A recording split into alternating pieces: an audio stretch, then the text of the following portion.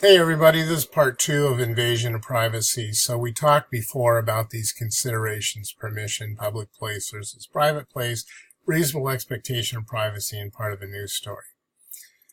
A lot of this, so we want to look at the four types of invasions of privacy: intrusion, publishing private facts about a person's life, placing a person in a false light, and misappropriation of a person's name or image for commercial purposes. So there's a lot of fine lines in this. And my number one thing is the little bit of information that you're getting in this class from your textbook or from these screencasts, don't ever rely on those as your defense. If anybody ever is talking about suing you for invasion of privacy, hire yourself a good media attorney who specializes in media law, particularly libel and privacy, because an awful lot of this is a fine line. And when you're dancing on that fine line, it's smart to get an expert's opinion.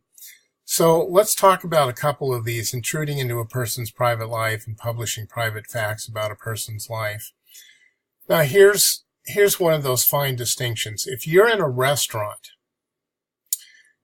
just, an open restaurant, and there's tables of people all around you, and you're talking about something private, like you just got some results of a medical exam, and you're sharing that with your friends or family, who's ever at the table with you, and that's all you intend to share it with. If somebody in that restaurant nearby overhears you and takes that information and publishes it, it's not likely that it's going to be considered an invasion of privacy, because number one, you're in a public place. Number two, there's people all around you who could hear you talking. So you really don't have a reasonable expectation of privacy, even though the person is intruding into your private life and publishing private facts about you. On the other hand, if you rented a back room, a private room of a restaurant, and just your friends and family were in there, and you shared that same medical information, and let's say somebody, cracked the door of that room in order to listen in, and then took that information, that certainly would be an intrusion and publishing private facts about a person's life. So, because you're in that back room and you do have a reasonable expectation of privacy, you don't expect that anybody in the rest of the restaurant could hear you in that private room. Now, there's another distinction. For example, Arthur Ashe was a very famous tennis player a number of years ago, and a reporter found out that Arthur Ashe had contracted AIDS. And that was a big story. Again, it's private information, but the person's part of a news story because they're a major public figure. So the reporter contacted Arthur Ashe and said, "I know you've got AIDS, but I will hold off on my story. Out of respect to you, I will hold off on my story and let you tell the public in your own way, if you want to call a press conference or do an interview with somebody, however you want to do that." Now, I know that kind of sounds a little bit like, I'm going to execute you, but I'm going to give you the choice on how you want to die. But actually, it was kind of a gift from that reporter, because he gave up that exclusive story out of respect to Arthur Ashe and said, the story's got to come out, but if you want to do it in your own way, I'll hold off on the information that I have. And so that's what Arthur Ashe did. He had a press conference, and he eventually did die of AIDS. And when he got AIDS, it was a much bigger deal, because we've had so many medical advances now that just getting AIDS is not necessarily a death warrant like it used to be. But unfortunately, he did die of complications due to HIV. But again, there's ethical issues, and there's issues of privacy versus public figure, part of a news story.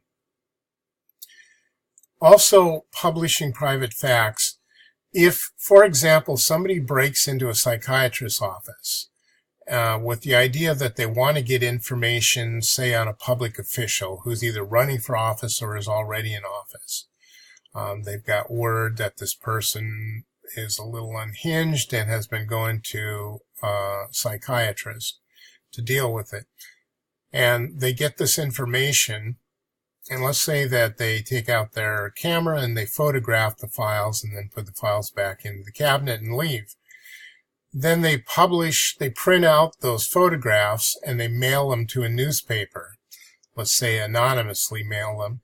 If the information in there is of public concern, that it's the public's right to know about the mental health of this person who's acting on their behalf, the newspaper can publish it as long as they had nothing to do with gathering that information. It wasn't one of their employees.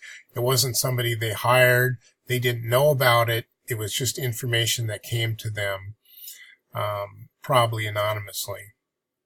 On the other hand, if that same person who broke into the psychiatrist's office instead of photographed the file, just stole the file and then sent that file to the newspaper and they published it, then they would be in trouble because it's called conversion, that you're taking stolen property. Literally, that file was stolen out of the psychiatrist. It was the psychiatrist's private property, and you're using that stolen property, you're converting it to your use. So again, strange little fine lines of things. But intruding into a person's private life, often that is considered actually a physical intrusion, going on their private property to maybe listen through an open window or take a photograph or a video through an open window. That, of course, would be intrusion. It would also be trespassing. But on the other hand, if it's, like we mentioned before, if it's somebody that can be seen from the public street, then it would not be an invasion of privacy.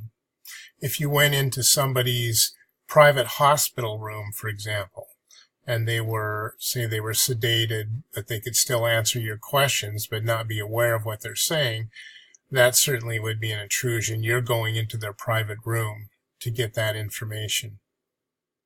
If you have to take extraordinary means that the average person wouldn't have access to, then that's usually a good bet that there's some intrusion going on there.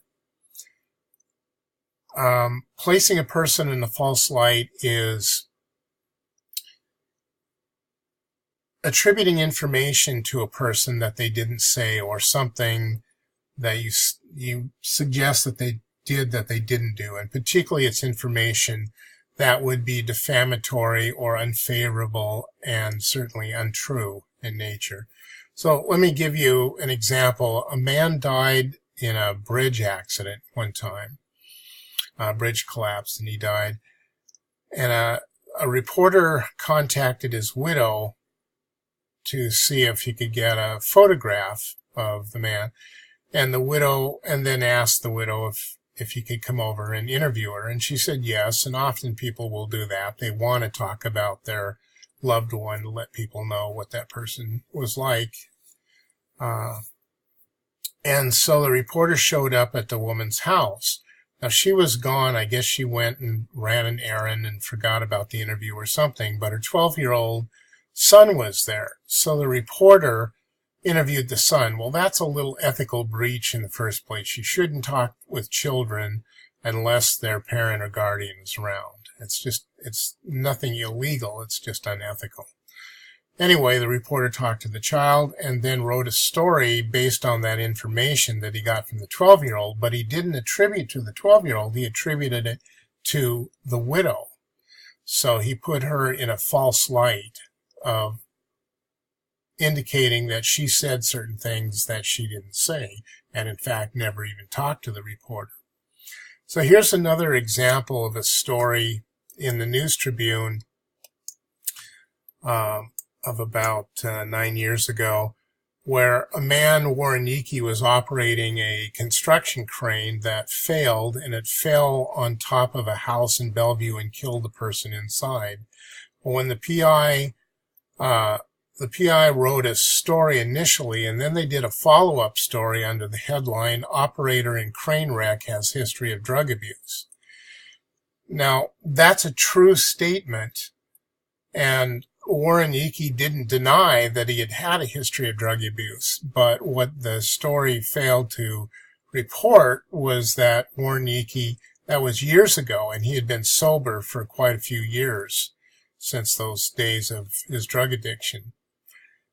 Also, the State Department of Labor and Industries investigated the collapse, and they said it was due to a flawed engineering design that doomed the crane. So it had nothing to do with operator error or human error.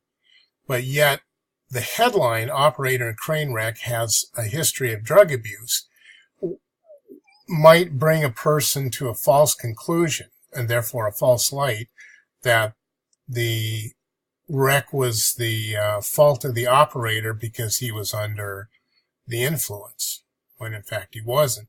So he sued. He lost the case because it's trying to find the